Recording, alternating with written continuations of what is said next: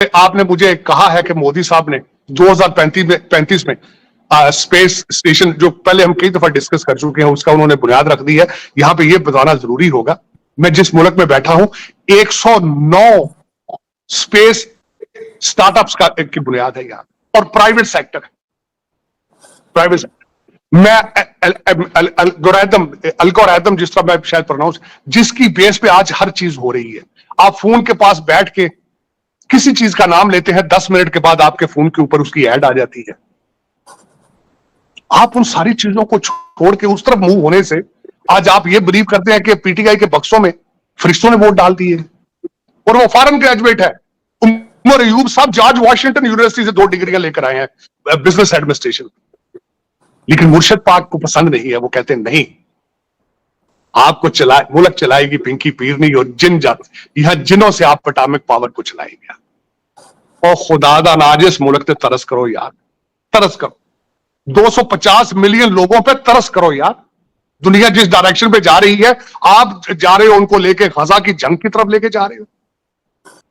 जिस आपको मैंने बताया, सबसे पहले मैं जब उतरा हूं वहां पे, तो वहां पे उतरते ही जो मुझे सबसे बड़ी, जो पिछली दफा नहीं थी मेरे ख्याल एयरपोर्ट पे, देवी एलिया बाई होलिकर का सामने एक पूरा म्यूजियम टाइप, उनकी तस्वीर, उनके स्टैचूज, वो सारी चीजें इंदौर के हिस्टोरिकल, और उनका बहुत बड़ा नाम है। यहाँ जो हॉस्पिटल है वो, उसका नाम भी देवी अहलिया बाई होलिकर, और यहाँ पे एयरपोर्ट का नाम भी यही है, यूनिवर्सिटी का नाम है, हॉस्पिटल का। उनकी एक होलिकर फैमिली की एक पूरी एक डायनेस्टी मौजूद है यहाँ पे। लेकिन सबसे पहले जो आपने बात की कि निकलते ही पहला जो साइन वेलकम करता है एयरपोर्ट से बाहर कि द इंडियाज क्लीनेस्ट सिटी, छठी दफा इंदौर ने ये टाइटल लिया है कि क्लीनेस्ट सिटी। बल्कि कल मैंने फर्स्ट हैंड जो एक्सपीरियंस किया है कि जब मैं डाउनटाउन घूम रहा था, तो वहां पे ट्रैश रिमूवल की एक गाड़ी फिर रही थी, जिससे लाइव लोगों को रिक्वेस्ट और जुर्माने की धमकी दी जा रही थी कि आप अगर ट्रैश फेंकेंगे तो जुर्माना किया जाए।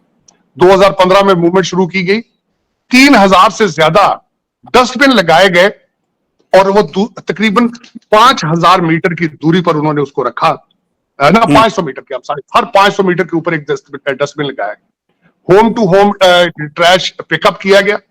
जो अचीवमेंट उन्होंने की है कि उन्होंने वेट और ड्राई ट्रैश को अलग अलग किया उसको, और उसके बाद तो सबसे ज्यादा वेस्ट, उन्होंने एक वेस्ट डिस्पोजेबल अपनी उसकी वेस्ट मैनेजमेंट को उन्होंने इनकम के तौर पे इस्तेमाल किया। और मैं आई वाज शॉक्ड, जो मेरे दोस्तों से पूछा, 2020 के अंदर उन्होंने तकरीबन 14 करोड़ 15 करोड़ के करीब IMS जो इनकी यहाँ पे मैनेजमेंट है, उन्होंने उससे वेस्ट मैनेजमेंट से पैसे बनाए, वेस्ट, और उसका 8.5 करोड़ कार्बन क्रेडिट से पैसे बनाए।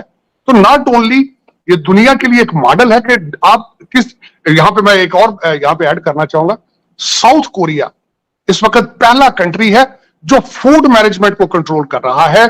घरों से जो आप फूड प्रेप करते हैं, फ्रूट काटते हैं, उनके छिलके, खाने के छिलके, सब्जियों के छिलके, उनको जब आप डिस्पोज करते हैं तो गवर्नमेंट उसको कलेक्ट करके उसको उसकी प्रोडक्ट्स बना रही है आगे, और इससे वेस्ट, जो फूड वेस्टेज है वो कंट्रोल हो रही है।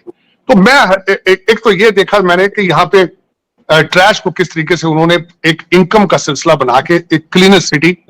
लेकिन यहाँ पे ये जरूर मैं बताना चाहूंगा, गवर्नमेंट तो एक पॉलिसी बनाती है, गवर्नमेंट ने सिर्फ 3000 डस्टबिन बनाए हैं, उसको इस्तेमाल तो लोगों ने करना है। आपने पूरी कौम को ट्रेन करना होता है। कौम जब तक आपके साथ मिलके इस मूवमेंट में शरीक नहीं होती तो वो मूवमेंट कामयाब नहीं होती। एक तो ये मैं एक सबसे, फिर उसके बाद जब मैं एयरपोर्ट से बाहर निकला हूं चीमा साहब, तो मैंने देखा है कि एयरपोर्ट से लेकर इसके अंदरून शहर तक एक मेट्रो का बहुत बड़ा हमंकस मीलों में फैला प्रोजेक्ट चल रहा है।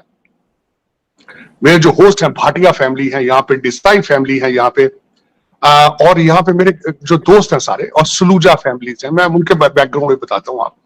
जब मैंने अपने होस्ट उनसे मैं खासकर डेवलपमेंट के हवाले से बातें की, तो उन्होंने कहा ये प्रोजेक्ट सिर्फ इंदौर के अंदर नहीं चल रहा, यूपी के अंदर तकरीबन 4 से 6 नए एयरपोर्ट बन रहे हैं, और ये हर स्टेट के अंदर ऐसा हो रहा है। अमृतसर के एयरपोर्ट में हैरान हूं, मैं जयपुर के एयरपोर्ट देख चुका हूं। इंडिगो इस वक्त दुनिया की पहली एयरलाइन है जो सबसे ज्यादा तैयारे इस साल खरीद रही। दूसरा, मैंने जब इस पे मजीद देख रहा था, मेरे लिए शॉकिंग चीजें, मैं यहाँ पे नंबर सामने आ रहे हैं मेरे, कि टाटा कंपनी $365 बिलियन की कंपनी है, जबकि मेरे वतन अजीज का टोटल साल का बजट ही 348 बिलियन है।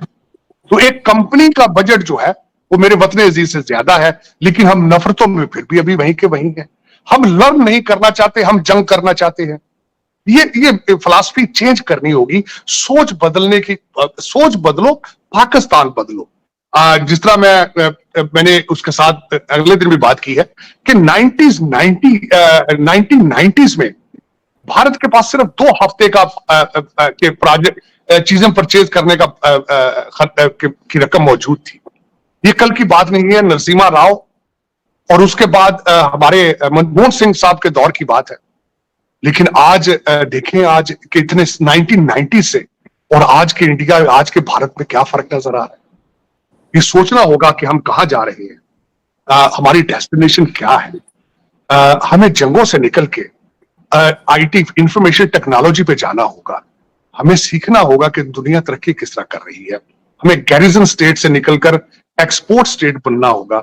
हमें गैरिजन स्टेट से निकल के बच्चों को मैथ और इंग्लिश पढ़ाना होगा, वरना गुजारा नहीं है। आपने आज की जिस तरह एक मिसाल आप दे रहे थे भी कि किसी खातून के लिबास के ऊपर सिर्फ हलवा लिखा हुआ था, जिसका मतलब है खूबसूरत या मीठा होना, खूबसूरत। तो आपने किसी एक मेरा पाकिस्तानी वतन अजीज का भाई पिस्तल लेके वहां पहुंच के कहता मैंने अभी इसको गोली मारनी। ये किस मजहब में आपको इसकी चीज की इजाजत है कि किसी को मार के, किसी जानवर को भी मार के आप खुदा को खुश करने का आपका प्लान है? ये किस तरह पॉसिबल है? अब मैं ये समझता हूं कि अगर दुनिया के किसी मजहब में भी अगर ये चीजें चल रही हैं, you need to understand that religion. आप उसकी फिलॉसफी को समझ नहीं पा रहे हैं। और ये जो जिस तरीके से हो रहा है, और जो खास कर ये रेडिकलाइजेशन का जो आइडिया इटसेल्फ है, इट इज हर्टिंग 1.9 बिलियन मुसलमान। आप ना सिर्फ पाकिस्तान में 1.9 बिलियन मुसलमान हैं। उनकी स्टोरियां इस वक्त मशहूर हैं। मैं एक आज सुबह मुझे पता चला है अलजायर के अंदर जो एक नई दुनिया की सबसे बड़ी मस्जिद बनाने की कोशिश की जा रही है, जिसका ठेका चाइना के पास है, और उसके बनाने के अंदर करप्शन है कि उसके नजर आ रहे हैं। कहते हैं अफ्रीका के सबसे बड़े मीनार होंगे, अफ्रीका की सबसे बड़ी मस्जिद होगी।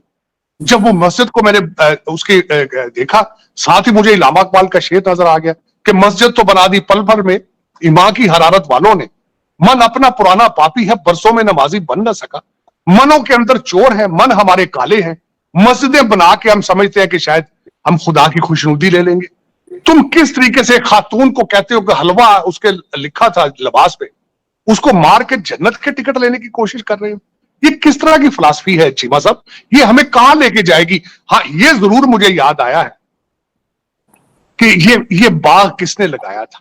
एक जनरल ज़ियाउल हक है, मैं उनके बारे में, उन्होंने डॉलर लेने के लिए उन्होंने ये इसकी पनीरी लगाई थी जिहाद की। उसके बाद हमारे मौलाना रिजवी साहब थे, वो बार बार चैलेंज दुनिया को करते थे, ए आया जे गौरी, ए आया जे गौरी, वो कहते गए। फिर हमारे मुर्शिद पाक आए हैं, दुख के साथ ये कहूंगा, उन्होंने जिस बंदे का नाम एज ए वजीर आजम प्रपोज किया है, उस बंदे ने स्टेटमेंट दी है कि हमारे इस इलेक्शन में पीटीआई के बक्सों के अंदर फरिश्तों ने वोट डाले। उमर अयूब साहब, जिनका नाम भी एन से शुरू होता है, उन्होंने कहा है कि हम पीटीआई को फरिश्तों ने वोट दिए 21st सेंचुरी के अंदर। तो आप देखें। और दूसरा, आपने मुझे कहा है कि मोदी साहब ने 2035 में स्पेस स्टेशन, जो पहले हम कई दफा डिस्कस कर चुके हैं, उसका उन्होंने बुनियाद रख दी है।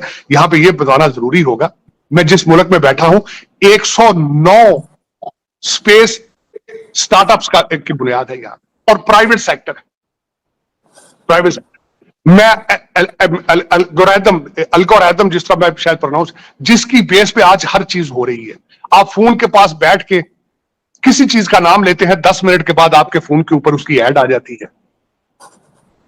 आप उन सारी चीजों को छोड़ के उस तरफ मूव होने से आज आप ये बिलीव करते हैं कि पीटीआई के बक्सों में फरिश्तों ने वोट डाल दिए, और वो फॉरेन ग्रेजुएट है।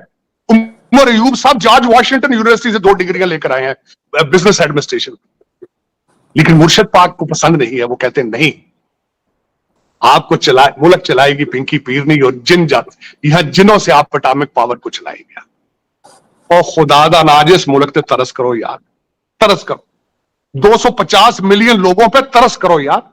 दुनिया जिस डायरेक्शन पे जा रही है, आप जा रहे हो उनको लेके गजा की जंग की तरफ लेके जा रहे हो। पाकिस्तान के लाहौर शहर से एक खौफनाक घटना के वीडियो ने सोशल मीडिया को हिलाकर रख दिया। लाहौर के एक रेस्टोरेंट में एक महिला अपने पति के साथ खाना खाने के लिए आई थी। इस महिला की ड्रेस पर अरबी में कुछ लिखा हुआ था। इस ड्रेस को देखकर वहां मौजूद कुछ लोग भड़क उठे। उन्होंने अरबी में लिखे शब्द को कुरान की आयत बता दिया और इसे ईर्ष निंदा से जोड़ दिया। इसके बाद सैकड़ों की तादाद में मुस्लिम कट्टरपंथी संगठन तहरीक-ए-लैबैक के सदस्य वहां पहुंच गए और उन्होंने सिर तन से जुदा करने के नारे लगाने शुरू कर दिए। खून की प्यासी इस भीड़ के बीच लाहौर के गुलबर्ग इलाके की एसएसपी शहर बानो नकवी अपने साथी अधिकारियों के साथ वहां पहुंच गई और टीएलपी के कार्यकर्ताओं के सामने चट्टान की तरह खड़ी हो गई। उन्होंने इस भीड़ को न केवल करारा जवाब दिया बल्कि महिला की भी जान बचा ली। लाहौर के एसएसपी शहर बानो नकवी की इस जाबाजी की सोशल मीडिया पर जमकर तारीफ हो रही है। सोशल मीडिया पर वायरल हो रहे इस घटना के वीडियो में साफ नजर आ रहा है कि अरबी लिखे कपड़े पहनने वाली महिला बिल्कुल घबराई हुई है। उसके चेहरे पर मौत का डर साफ साफ देखा जा रहा है। एसएसपी शहर बानो नकवी इस महिला को किसी तरह से रेस्टोरेंट से निकालकर थाने ले गई। टीएलपी के कट्टरपंथियों के भारी दबाव के बाद महिला को माफी तक मांगनी पड़ी। उसने बताया कि वह 5 बार नमाज पढ़ती है और इस्लाम के हर नियम को मानती है। बताया जा रहा है कि यह पूरी घटना लाहौर के इचरा इलाके में हुई। घटना के वीडियो में नजर आ रहा है कि एसएसपी ने अपने हाथों में महिला को भर लिया और किसी तरह से भीड़ के बीच से उसे निकाला। जब महिला को निकाला गया तो उसे काला बुर्का पहनाया गया था। एसएसपी ने बताया कि यह महिला वहां पर खाना खाने के लिए अपने पति के साथ आई थी।